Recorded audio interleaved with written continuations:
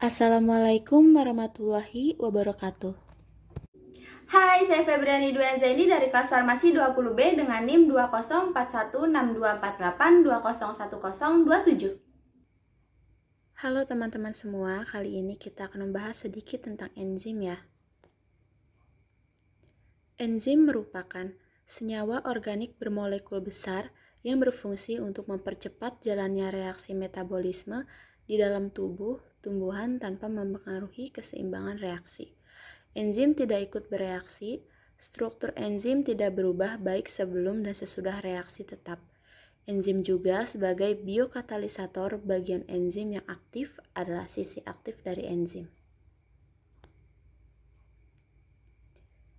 Tata nama enzim. Enzim diberi nama sesuai dengan nama substrat dan reaksi yang dikatalis. Biasanya ditambah akhiran ase. Enzim dibagi ke dalam 7 golongan besar. Pada susunan enzim, komponen utama enzim adalah protein.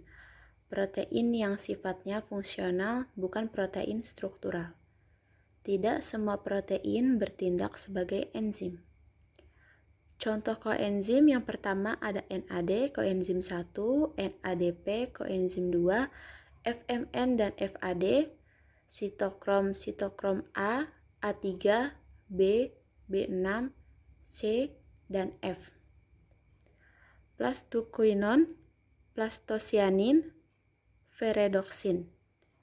Dan yang terakhir ATP, senyawa organik berenergi tinggi, mengandung 3 gugus P dan adenin ribos. Sifat-sifat enzim yang pertama, enzim dibentuk dalam protoplasma sel. Enzim beraktivitas di dalam sel tempat sintesisnya disebut endoenzim maupun di tempat yang lain di luar tempat sintesisnya disebut eksoenzim. Sebagian besar enzim bersifat endoenzim.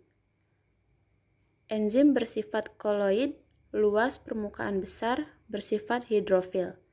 Dapat bereaksi dengan senyawa asam maupun basa, kation maupun anion. Enzim tidak ikut terlibat dalam reaksi, struktur enzim tetap baik sebelum maupun setelah reaksi berlangsung. Enzim bermolekul besar, enzim bersifat khas atau spesifik.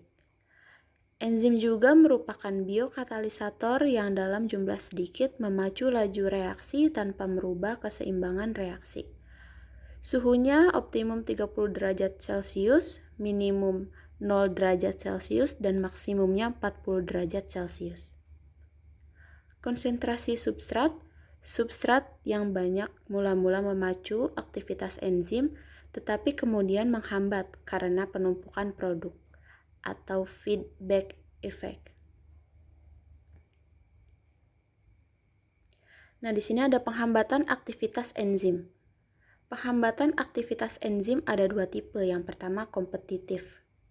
Zat penghambat mempunyai struktur yang mirip dengan substrat sehingga dapat bergabung dengan sisi aktif enzim.